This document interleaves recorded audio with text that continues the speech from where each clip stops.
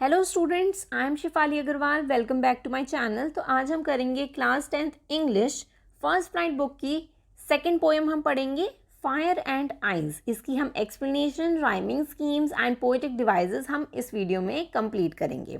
ठीक है, वीडियो को लास्ट तक ज़रूर देखिएगा। वीडियो होने वाली है बहुत ही ज़्यादा इंटरेस्टिंग, क्योंकि ये एक बहुत ही ज़्यादा इंटरेस्टिंग पोएम है। ये एक सिम्बॉलिक पोएम है। इस पोएम में ना पोएट क्या कहना चाह रहे हैं, दो ओपिनियंस की बात कर रहे हैं जिसकी वजह से वर्ल्ड जो है वो ख़त्म हो जाएगा। वो कौन कौन से दो ओपिनियंस है? वो है फायर एंड आइज। ये दो ओपिनियंस है जिसकी वजह से वर्ल्ड जो है ख़त्म हो जाएगा। ठीक है, ये एक सिंबॉलिक पोएम है। तो फायर को एज अ अनकंट्रोल और अनएंडिंग डिज़ायर्स, हमारी जो ह्यूमन डिज़ायर्स होती है ना, उसके लिए यूज़ किया गया है। और आइस को किस लिए यूज़ किया गया है? हेटर्स के उससे, कि हमारे अंदर दूसरे लोगों के लिए, डिफरेंट कंट्रीज़ के लिए कितनी ज़्यादा नफ़रत है। अब इतनी ज़्यादा नफ़रत है जिसकी वजह से वर्ल्ड वॉर होती है, इतनी ज़्यादा लड़ाइयाँ वगैरह होती हैं। तो आइस को एज अ हेट के लिए यूज़ किया गया है और फायर को अनकंट्रोल्ड और अनएंडिंग ह्यूमन डिज़ायर्स के लिए यूज़ किया गया है। आपको पता है डिज़ायर का मतलब क्या होता है? इच्छाएं। हमारे अंदर जो इच्छाएं होती हैं वो कभी भी फिनिश नहीं होती है, वो नेवर एंडिंग वाली इच्छाएं होती हैं हमारी, राइट। तो अब ये सिंबॉलिक पोएम है, तो डिज़ायर्स तो हमेशा इंक्रीज ही होते रहते हैं और हेट जो है वो भी हमारे वर्ल्ड के लिए बहुत ज़्यादा हार्मफुल है, जिसकी वजह से वर्ल्ड का जो है वो एंड हो सकता है। ठीक है, और डिज़ायर्स भी एंड हो सकता है। पोएट ने ना सारे लोगों के बारे में बताया कि कुछ लोग जो बोलते हैं कि वो ह्यूमन डिज़ायर्स की वजह से वर्ल्ड का एंड होगा, और कुछ लोग बोलते हैं कि हमारे अंदर जो नफ़रत है उसकी वजह से वर्ल्ड का एंड होगा। लेकिन पोएट जो हैं, मतलब पोएट कौन है आखिर? वो है रॉबर्ट फ्रॉस्ट।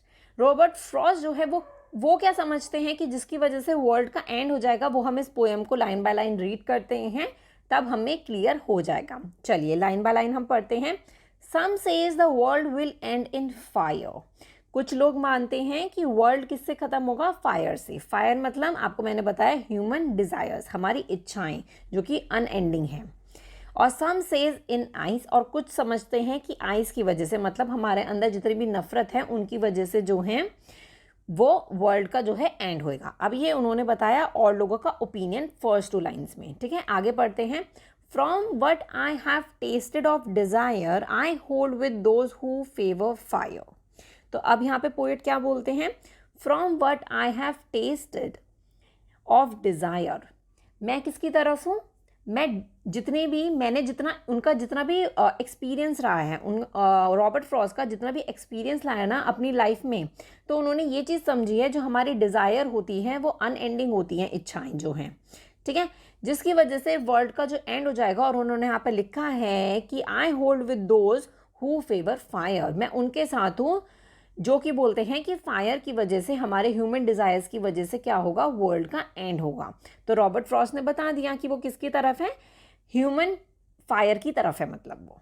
ठीक है जी, इतना क्लियर है। फर्स्ट टू लाइन्स में उन्होंने और लोगों का ओपिनियन बताया है, और सेकंड टू लाइन्स में उन्होंने ये बताया कि वो किसकी तरफ है? वो फायर की तरफ है। वो भी यही समझते हैं कि वर्ल्ड का जो एंड होगा वो किसकी वजह से होगा? ह्यूमन डिज़ायर्स की वजह से होगा। ठीक है जी, आगे पढ़ते हैं। But if it had to perish twice. Perish का क्या मतलब होता है? पैरिश का मतलब एक बार तो चलो ह्यूमन डिज़ायर्स की वजह से वर्ल्ड का जो है वो एंड हो गया, लेकिन अगर दोबारा यही चीज़ होने लग जाए कि वर्ल्ड का दोबारा से एंड होने लग जाए, तो वो किसकी वजह से एंड होगा? पैरिश का मतलब कि एक बार एंड हो चुका है, जो ट्वाइस, यहाँ पे लिखा है ना ट्वाइस, अगर दूसरी बार वर्ल्ड का जो एंड होगा वो किसकी वजह से होगा? I think I know enough of hate to say that for the destruction eyes is also great and would suffic। suffic का क्या मतलब होता है? suffic का मतलब होता है sufficient, कि हाँ, कि मैं जानता हूँ कि हेट भी जो है वो इनफ है। इसको किससे यूज़ किया गया था? वो हेट से यूज़ किया गया था, कि आइज़ जो है, या फिर आप बोल सकते हो हमारे अंदर जो नफ़रत है वो भी काफ़ी है वर्ल्ड का एंड करने के लिए। और यहाँ पे लिखा है ना, is also great and would also सफिक। सफिक का मतलब होता है सफिशिएंट।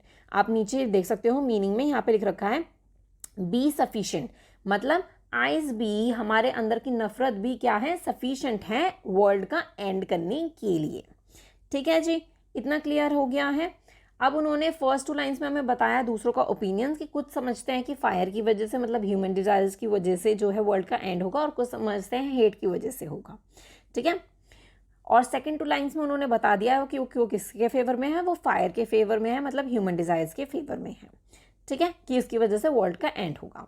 और सेकंड स्टेंजा में उन्होंने ये चीज़ बता दी है कि अगर दोबारा वर्ल्ड का एंड होने लग जाए, एक बार तो फायर की वजह से हो गया इस पोएम के अकॉर्डिंग, ठीक है, अगर दोबारा होने लग जाए तो हमारे अंदर जो नफरत है वो भी एक रीज़न हो सकता है जिसकी वजह से क्या हो, वर्ल्ड का एंड हो जाए, वो भी सफिशेंट है, ठीक है, क्योंकि इतनी ज़्यादा लड़ाइयाँ होती हैं, इतने ज़्यादा वर्ल्ड वॉर्स होते हैं, तो ये भी एक बहुत बड़ा रीज़न है जिसकी वजह से वर्ल्ड का क्या है, एंड हो सकता है, ठीक है। तो अब ये एक सिंबॉलिक पोएम है, आपको लाइन बाय लाइन क्लियर हो चुका है कि आखिर रॉबर्ट फ्रॉस्ट क्या बोलना चाहते थे, ठीक है। तो चलिए, अब हमें ये चीज़ क्लियर हो चुकी है, लाइन बाय लाइन हम पढ़ चुके हैं, पोएम को बहुत अच्छे से समझ चुके हैं, फायर एंड आइस का क्या मतलब था, ह्यूमन डिज़ायर एंड हेट। चलिए अब हम पढ़ते हैं राइमिंग स्कीम क्या है इस पोएम की। हम देखते हैं राइमिंग स्कीम क्या है इस पोएम की। सबसे पहले है हमारा फायर, तो फायर को मैं बोल देती हूँ ए, ठीक है। फायर का ए के साथ कुछ नहीं हो रहा है मैच, कि फिर फायर का हो रहा है डिज़ायर के साथ, तो फायर डिज़ायर दिख रहा होगा, तो ये भी आपका ए हो जाता है। फिर दोबारा से फायर आ जाता है, तो इसके आगे भी आप क्या लिख दोगे, ए ही लिख दोगे, ठीक है। आइस को मैं लिख देती हूँ बी, ठीक है। तो पहले स्टेंजा की जो है राइमिंग स्कीम क्या बन जाती है, ए बी ए ए, ठीक है। ये पहली स्टेंजा की राइमिंग स्कीम बन जाती है। नेक्स्ट देख लेते हैं। नेक्स्ट आपको आइस, आइस आपका बी दे रखा है ना खाली एक, तो आप देख सकते हो आइस ट्वाइस, तो इस पे भी क्या लिख देती हूँ मैं, बी लिख देती हूँ। फिर आपको दे रखा है हेट, हेट नहीं होता आइस ट्वाइस के साथ, ठीक है, तो इसके आगे मैं लिख देती हूँ सी, ठीक है। फिर आइस फिर से आपको दे रखा है, तो इसके आगे क्या लिख दोगे आप, बी। फिर आपको दे रखा है ग्रेट, तो ये हो जाता है आपका सी। हेट ग्रेट, तो ये भी आपका क्या हो जाता है, सी। और आपके सुफिक्स दे रखा है, तो दैट मीन्स ये भी आपका क्या हो जाता है, बी में आ जाता है। जैसे बी में आपको यहाँ पे लिखा है ना आइस ट्वाइस, और फिर आपका आइस दोबारा से और सुफिक्स, तो ये क्या हो रहा है, ये आपका पूरा बन रहा है। तो इसका जो सेकंड का है वो क्या बन जाता है आपका राइमिंग स्कीम, ये आपकी बन जाती है b c b c b, तो ये आपकी क्या बन जाती है, राइमिंग स्कीम बन जाती है, ठीक है जी। इस पोएम की राइमिंग स्कीम अब क्या बन जाती है, a b a b c b, तो ये आपकी हो जाती है राइमिंग स्कीम्स। आई होप आपको क्लियर होता है जा रहा होगा। अगर कोई भी दिक्कत होती है तो आप मुझे कमेंट सेक्शन में ज़रूर बताइएगा, या फिर आप मुझे इंस्टाग्राम पे भी मैसेज कर सकते हैं, इंस्टाग्राम का भी लिंक आपको डिस्क्रिप्शन में मिल जाएगा, ठीक है जी। चलिए अब हम पढ़ते हैं पोएटिक डिवाइसेस कि इस पोएम में कौन कौन से पोएटिक डिवाइसेस का यूज़ किया गया है।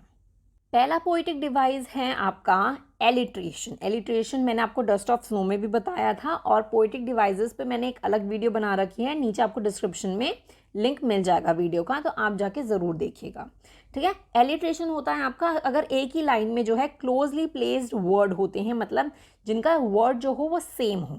जैसे आपको फर्स्ट लाइन में दिख रहा है सम से, दोनों का एस एस यूज़ हो रहा है, तो ये आपका हो जाता है एलिट्रेशन। फिर और आगे देखते हैं, जैसे आपको दिख रखा है वर्ड विल, तो ये भी क्लोजली प्लेस्ड वर्ड है। और हम आगे देख लेते हैं इन फायर, फिर आगे भी आपका सम से आ रहा है इसके अंदर, और आप यहाँ पे देखो फेवर फायर, तो ये भी आपका एफ एफ आ रहा है, तो ये क्या होता है आपका एलिट्रेशन। अगर आपको किसी भी पोएम में ऐसे क्लोजली वर्ड्स मिलते हैं तो दैट मीन्स आपका क्या यूज़ हो रहा है इसके अंदर, एलिट्रेशन यूज़ हो रहा है। नेक्स्ट देखते हैं हमारा नेक्स्ट आपका एसोनेंस। एसोनेंस क्या होता है, जिसमें से वॉवल साउंड जो होती है वो बार बार रिपीट हो रही होती है लाइन में, किसी भी लाइन में, ठीक है। तो इस लाइन में, इसमें अगर आप देखें पोएम में, तो सिर्फ एक लाइन है जिसमें आपका ओ वॉवल साउंड जो है वो बहुत ज़्यादा आ रहा है। जैसे आई होल्ड, ओ की आवाज़ आ रही है, विद दोज, ओ की आ रही है, हु, ओ, फेवर फायर, तो इसमें से कौन सा वॉवल साउंड आ रहा है आपका, ओ। तो इस लाइन के अकॉर्डिंग आपका कौन सा पोएटिक डिवाइस यूज़ हो रहा है, एसोनेंस यूज़ हो रहा है, ठीक है जी। अब नेक्स्ट पोएटिक डिवाइस आपका इसके अंदर यूज़ हो रहा है एनाफोरा। एनाफोरा क्या होता है, एनाफोरा में क्या होता है, जिसमें इनिशियल वर्ड्स जो होते हैं स्टार्टिंग के, और जो एक्सप्रेशंस बोल सकते हो आप, वो जो होते हैं वो सेम होते हैं। जैसे आपको इसमें दिख रहा है सम से, ये दोनों लाइन में क्या यूज़ हो रहा है, सेम यूज़ हो रहे हैं इनिशियल वर्ड्स, ठीक है। तो ये आपका क्या हो जाता है, एनाफोरा यूज़ हो रहा है इसके अंदर, ठीक है। नेक्स्ट पोएटिक डिवाइस हमारा इसके अंदर यूज़ हो रहा है वो है पर्सोनिफिकेशन।